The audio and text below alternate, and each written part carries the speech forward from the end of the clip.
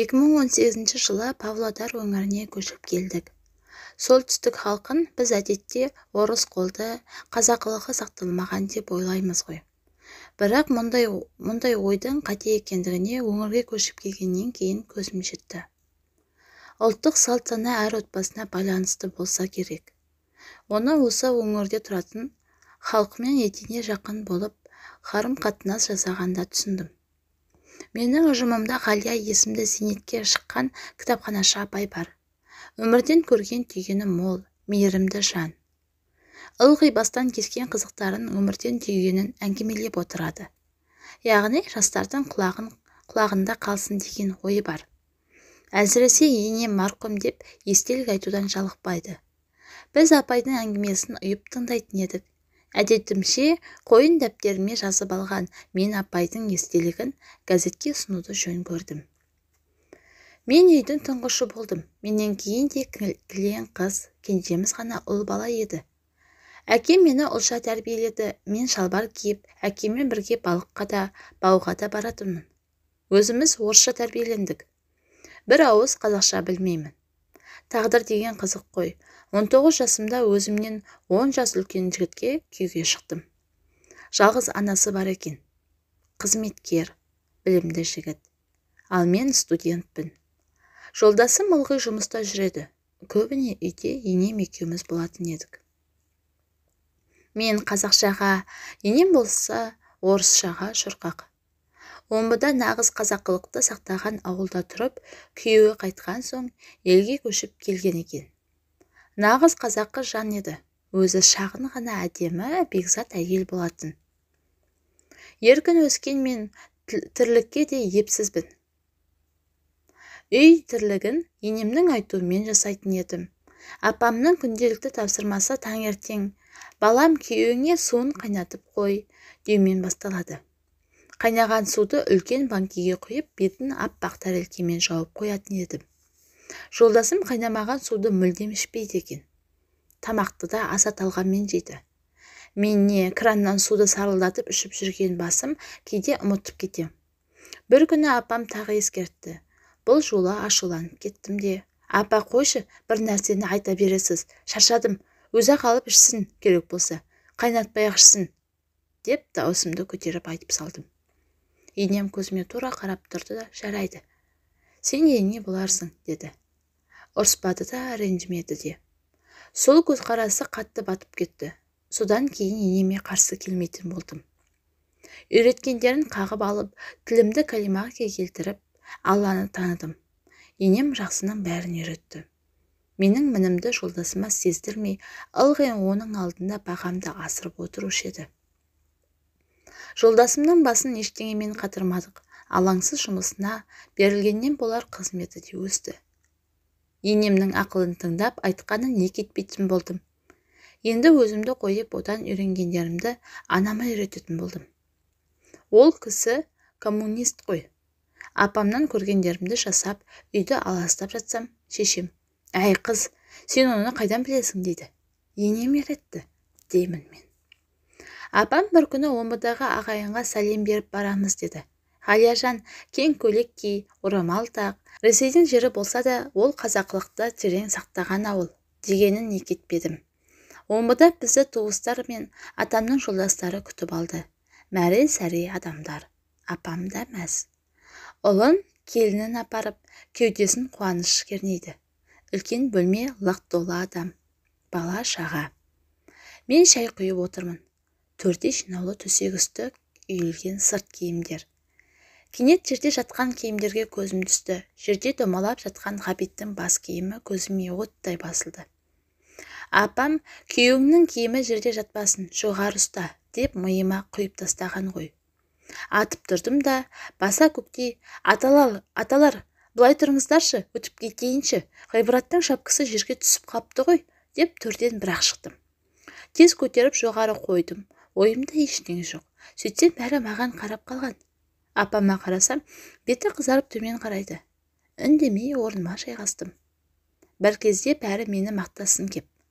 Ақсақалдар дән риза. Айналайын, күйеуін ардақтаған келінен. Асекеңнің келіні қандай, деп тамсанды. Апамның жүзі сосын жадырай бастады. Кейін елге келген соң, жаным, айтқанымда үлгі тұтқаныңа ризамын. Бірақ келін үлкендерден аттап төрге баспайды, деді. 3 жыл бала көтере алмадым. Менің қабағымды бағып жүрген апам бір күні мейірлене, Ғалия-жан-ау, Құдайдан сұрай бер, шын сұрасаң, Құдай бар тілекті береді, деді. Оның менен екесі тілеп жүргенін білем ғой. Содан күнде кешке балконға шығып көкке қолымды жайып, «О, Бог, дай мне ребенка!» деп қазақша, орысша араластырып, ебіл-дебіл жылап, тілек тілеймін. Көп ұзамай аяғым ауырлады. Қуанышымызда шек жоқ. Менің балконға шығып дұға етпей жүргенімді апам байқаса керек. «Ғалияш-ау, неге тілек тілемей кеттің?» деп сұрады. «Апау, не тілейін? Құдай құрсағыма берген жоқ па?» деймін. «Балам-ау, енді 12 мүшесі аман, сау, туылсын деп тіле. Ертең өмірге келген соң өмір бойы тілегін тілеумен өтесің ғой», деді. Әлі күнге енемнің осы сөзі құлағымда. Рас қой, жатсақ-тұрсақ балалардың тілегін тілеуден тынбаймыз ғой. Шүкір, бірнеше балалы болдық. Бәрін енем өзі бақты. Ақылды етіп тәрбиеледі. Біз алаңсыз жұмыс істедік. Енемнің даналығы күйеуіңді сыйла, бір-біріңді бағала деуменен өтті. Ал соны менің балама жағдайын жаса десе, мен орындар ма едім, кім білсін. Күйеуіме шағымданбай-ақ менің шәлкес мінезімді түзеп, еркелетіп, өзіндегі даналықты сіңдіріп кетті. Менің Ғалиям ақылды, тентек, деп өзгелердің сөзін тыйып тастайды екен. Кейін білдім ғой, кейбір ағайындары алтындай қызметкер ұлыңа шолжаң қыз бұйырған екен деп әңгіме қылса керек. Қаладан ауылға жолдасымның қызмет бабымен көшуіміздің өзі бір бөлек хикая. Ауылда тұрмаймын деп қырсыққан мені апам алдарқатып кеп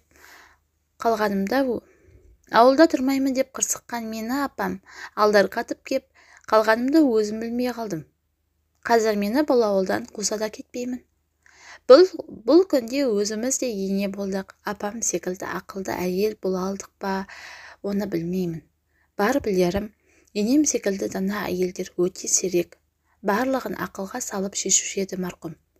Біздің тойымызда салтанатымен атқарса да, кейбір ағайын сөз естіпті. Жалғызы үшін үндемей-ақ бар жиғанын шашса да жарасар еді, дейді. Ал той өткен соң енем шашуын шығармай, өзі жинаған тойға түскен ақшада бізге су жаңа жеңіл машина берді. Жұрт айтты да қалды.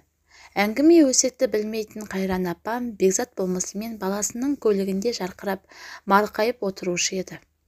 Осы күні не деген даналық деп ойлаймын. Әңгіме жерде қалды, ал біз жас болсақ та жаяу жүрмей көлікпен жүруші едік. Осы күнгі кредитке той істеп отырған кейпімізге апам ызаланар ма еді, кім білсін. Жалғыз ұлын менен қызғанбай, ортамызға алтын көпір болып, осындай жақсы даналық істерді істеген апама алғысым шексіз. Менің жастығымды ойлай ма екен, бірге киноға барып келіңдер, қыдырып қайтыңдар деп отырушы еді. Енемді өз қолымен арулап аттандырдық. Ешкімге ауырлық көрсетпей, алтын енем өзін қалай оң жаққа қоюды да, қазаны атқаруды да өзіме үйреткен еді. Осындай асыл енені маңдайыма жазған Аллаға ризамын. Менің мәңгілік ұстазым енем, деп апай әңгімесін аяқтады. Иә, бүгінде жолдасымен екеуі өнегелі отбасының ата-әжесі болып отыр. Жақында 70-ке келген апайдың жары ширақ қайратты 50-дегі кісі секілді. Айтпақшы, Ғабит аға әлі күнге судың тазасын, тамақтың сапалысын тұтынатын көрінеді. Оның бабын қиынсынатын апай да жоқ. Осы шалым аман болсын деп отырады әркез. Өнегелі отбасылар елімізде көбейе берсін. Болған оқиға ізімен қазір көп әкелер әйеліне қолғанат, баласына құл болып жүр. 6 жасар балам су ішем, мама, су ішем деп еді. Ана жақта бала емізіп отырған әйелім, кітап оқып отырған маған, анаған су құйып бере салшы, деді. Мен осының алдында ғана намыс сайтындағы әкенің беделі қалай өседі деген анау бір мақаланы оқымағанымда баяғымша ұшып түргеліп су құйып берер едім. Бірақ бүгін мен міз бақпадым. Естімеген кісідей есінеп құсынап кітабымды оқи бердім. Бір кезде емшектегі баланы сілке тастап, қатыным жұлқынсын. Кішкентай ғана нәрсе ғой, тұяғың қимылдаса өліп кетесің бе? Деп шаптықты кеп. Тағы да үндемедім. Күн күркіреп, найзағай шарқылдап, жаңбыр сіркіреп, басылғаннан кейін ештеңе болмағандай ғана жұмсақ түрде келші дедім. Мен де мұны кішкентай нәрсе деп ойлайтын едім. Жоқ, бұл әсте кішкентай нәрсе емес екен. Отыр кел, сөйлесейік дедім. Әйелім жақыннан кейін мен әңгімені бастадым. Бүгіннен бастап баламның жұмысына мені қолғанат қылуды тоқтат. Оның шамасы келмейтін, әке ретінде атқаратын, көмектесетін жұмыстарды көрсетер мейірімнің мөлшерін өзім білемін. Ол 10 минут кешігіп су ішсе, шөлден өліп қалмайтын еді. Балаңды емізіп болған соң жұлқынбай-бұлқынбай барып құйып бере сал. Әйтпесе, өзі құйып ішетінде қылып үйретіп қой. Дәл осылай кете берсек, бұл балалар ертең екеумізді де құл қылып дегенмен жүргізетініне көзім анық жетті. Қысқасы, сен мені құрметтетіп, балаларды тәрбиелеуің керек екен. Балаларымыздың бойына қорыққаннан емес, құрметтегеннен сыйлайтындай дән егіп үлгеруіміз керек, дедім. Ертең үлкейгенде кішкене кезінде қорқытып басқарған амалың жүзеге аспайды. Сонда не істемексің? Міне 6 жас. Кешіктік біз. Демек, жақсы. Сонда да ештен кеш жақсы деген бар емес пе? Балам, әкеңнің киімін жоғары көтеріп қой. Балам, әкеңнен ұят болмасын. Әкеңнің аяқ киімін дұрыстап қой. Әкеңді тамаққа шақыр. Әкеңнен рұқсат сұра. Әкеңді шығарып сал. Әкең келе жатыр, үйді жинастырыңдар. Әкеңнің мазасын алма. Міне, осындай сөздерді бір күнде кем дегенде біреуі айтылып тұруы керек. Және мұны балаға істете біл. Ал мен болсам, мамаларыңа рахмет айтыңдар. Мамаларыңды ренжітіп алмаңдар. Мамаларыңа сыйлық әперейік. Мамаларыңмен ақылдасыңдар. Мамаларыңнан сұраңдар. Деген сөздерді айтып тұруым керек. Ойындағысы болмай қалса, жер тепкілеп, жер тырнап, жылап, екеумізді боқтап жатқан мына боқмұрын ертең басымызға әңгір-таяқ ойнатады. Сен мені қазірден бастап өзіңе қолғанат, балама құл қылма. Мұны тыймасаң ертең-ақ сен де менің қатарыма қосыласың. Ақырып қалайын десең, жүрек қабы жарылып кете ме? Түртіп қалайын десең, қабаттан секіріп кете ме деп тірі күйік тартудан Құдай сақтасын. Баланы жұмсап үйрен. Ауылда өскен баламыз ғой, жұмсалғаннан жаман болған жоқпыз. Баяғыда жиреншеге біреу, қолғанатың бар ма дегенде, ат үстінде тұрған жиренше бар деп 3 жастағы баланы көрсетіпті. Бай, мынауда қолғанат па деп жолдасы. Сонда жиренше жерге қамшасын тастай салып 3 жастағы баласына: балам, қамшамды алып беріп жіберші, түсіп қалды. Дегені сол еді, баласы домалаңдап барып, қамшыны жерден көтеріп әкесінің қолына жеткізді. Сонда жиренше, қолғанат деген осы емес пе деген екен. Оған қарағанда біздің бала 2 жастағы бала. Су құйып іше алмайды деген не сұмдық. Баяғы демей-ақ қояйын, өз әкемді, өз ауылымдағы әкелерді көрдім. Кедейін де байын да көрдім. Қонаққа барса да бала көтеріп безілдеп, немесе шынашақтай баласына: сөйтесің бе, бүйтесің бе, кәне, мынаны көрші, деп маймылша билеп тұратын бүгінгідей әкелерді көрген емеспін. Баласына әкесін сыйлата алған әйел нағыз әйел. Ол әйелдің басы баласының алдында да, жарының алдында да қадірлі боларына күмәніңіз болмасын. Алладан алар сыйы басқа әңгіме, деп сөзін тәмамдаған екен.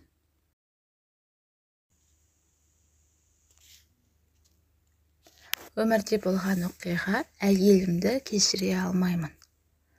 Таңертең жұмысқа келе жатып, жаныма жайғасқан келіншектің әңгімесіне еріксіз құлақ түрдім. Біреумен сыбырласып телефонмен сөйлесіп отыр екен. Сыбырлаған сайын қызығушылығым артып барады. Тыңдауға қызығуға болмайтынын білсем де, келіншектің шарасыз халін естіп, жаным ашыды. Не болды екен деп, сіз де қызығып отырған шығарсыз. Онда сізге де айтайын, деді әлгі келіншек. Түсінгенімше, әлгі келіншек бір атадан тараған 7 қыздың біреуі екен. Орталарында жалғыз ағасы бар. 80-нен асқан анасы сол жалғыздың тілеуін тілеп, жаратқаннан соның ұрпағын амандығын сұрап отырады екен. Ағасы өзі сүйіп қалған Жанат жеңгеймен бақытты өмір сүріп жатқандай болған. Бір ұл мен 2 қызы өсіріп отырған жеңгемізге желік бітіп, жас жігітке көңілі ауыпты. Мұндай сұмдықты әр жерден оқып жүргеніммен, куәгерден естіген мүлдем бөлек екен. Ең сұмдығы Жанатпен жігіттің кездесіп тұрғанын күйеуі көріп қойыпты. Мұндайды күтпеген жас жігіт 4-ші қабаттан секіріп кетіпті. Заршылаған атана жап-жас баламызды бұзды деп Жанат жеңгейді сотқа беріпті. Қатын құтырды деген осы шығар. Күйіп пісіп таусылып отырған жолаушы қыз білуімше қайын сіңілісі болса керек. Асығып келесі аялдамада түскен келіншек ауыр халде жатқан анасына асығып барады екен. Қайран ана, келіннің сатқындығын көтере алмаған ғой. Естігенімді әріптестеріме айтып, сұмдыға айтып, жағамызды ұстап отырғанда, мұндай сұмдықты енді естіп отырсың ба, деді Гүлнар есімді есепші келіншек. Саған күйеуімнің жұмысында болған оқиғаны айтып берейін, деді. Жаныма жайғасып. Қалалық ішкі істер басқармасында қызмет істейтін көршіміз бар еді. Ерлі сайыпты, екеуі де полиция. Сырттай қарағанда адам сүйсінетіндей шып. Керемет жанұя. Бір күні олардың үйінен айқай-шу шықты. Әйел үйден жылдамдатып шығып, бетін басып, қашып кетті. Артынан күйеуі сыртқа киімдерін лақтырып тастады да айқайға көшті. Әркімнің үйінде болатын ыдыс-аяқ боларда да сынған ғой дедік те, жүре бердік, мән бермедік. 1-2 күн өткеннен кейін көршім есігімізді қақты. Тепсе темір үзетін жігіттің түрінен түр жоқ жүнжіп кетіпті. Ұнжырғасы түсіп, жағы суалып, әшейінде жанып тұратын жанары үмітсіз ғана сырғаяды. Менің таңданып тұрғанымды байқады ма? Өткендегі айқай-шу үшін кешірім сұраймын, деді міңгірлеп. Ондай болып тұрады ғой, ештеңе етпес, дедім, одан сайын ұялтпайын деп. Сіз де жолдасыңыздың көзіне шөп сала аласыз ба? Деді менен сұрап. Құдай сақтасын, не деп тұрсың, дедім сілкініп. Мен ол үшін не істемедім. Жігіттің жылағанын көріп, жүрегім сыз етті. Неге жылайсың? Ондай қатынды қуып жібер, дедім. Қалай қуайын, сүйіп қосылған жарымды. Бірақ кешіре де алмаймын. Екеуміз бір ұжымда істейміз. Әйелімнің абыройы биік болсын деп, шенін өсіруге көмектестім. Өзім сержант болсам да, әйелім шен тақсын, дедім. Жұмысқа қатынау қиын соққаннан кейін, оған несиеге көліктеп бердім. Ақыр аяғында өзімнің әріптесіммен саунадан ұстап алдым, деді терең күрсініп. Соңғы кездері ұялы телефоннан көз алмайтын әйелімнен бекер күдіктенбеппін. Ваннаға кіргеннен кейін оның телефоны шырылдады. Ұялы телефонға ашқанымда көрген хатты көріп қатып қалдым. Кешке саунада кездесейік депті әлгі. Хат әріптесім Нұрланнан келіпті. Не істерімді білмедім. Басым шыңылдап қоя берді. Тез есімді жиып, не де болса соңын күтейін, дедім. Әйелім шығып, ойында ештеңе жоқ. Жымиды да, маған байқатпаған болып, телефонын алып, дереу ас үйге кетіп қалды. Содан бақылауға алып, келіншегімнің артын аңди бастадым. Бар әдемі көйлегін киіп, ұзақ дайындалған әйелім, анама барамын деп, жылдан басып шығып кетті үйден. Жарайды деп көп ұзамай менде соңына түстім. Ақыры жаңаға айтылған саунаға кірді. Өз көзіме өзім сене алар емеспін. Саунаның сыртында не істерімді білмей тағы да тұрып қалдым. Бір уақытта өз-өзімнен күш жинап алып ішке кірдім. Даяшыға тапсырыс берсе керек. Денесін ақ жаймамен ораған жігіт есікті ашты. Арғы жағы белгілі ғой. Әйелімді үйден қуып шықтым, деді көршім ауыр күрсініп. Есепші екеуміз де үнсіз қалдық. Таңертеңгі естіген екі әңгіме миымды шыңылдатып жіберді. Түске дейін не істеп не қойғанымды білмеймін. Күйеуім қыдырады, оны қалай алдандырам деп бас қатыратын әйелдер енді өздері қыдыруға шыққан ба дедім бір ойым. Екінші ойым, еркектің өзі кінәлі, өзгеден іздеген жылулықты әйеліне бере алмаса, басқаға қылмаңдамас еді, дедім де қойдым. Басымды сілкіп, өз ойымнан өзім шошып кеттім. Бәріне әлеуметтік желі кінәлі дей бергенімде, мессенджерге сізбен танысуға бола ма деген хат келіп тұр. Жоқ, дедім бірден. Бұл әрекет менің ойымның нақты дәлеліне айналғандай. Әлеуметтік желіге абай болмасақ, мына түрімізбен шырқымыз бұзылады ғой. Ең бастысы әйелге тыйым керек. Еркекке сіз қалай ойлайсыз? Кімнен қателік?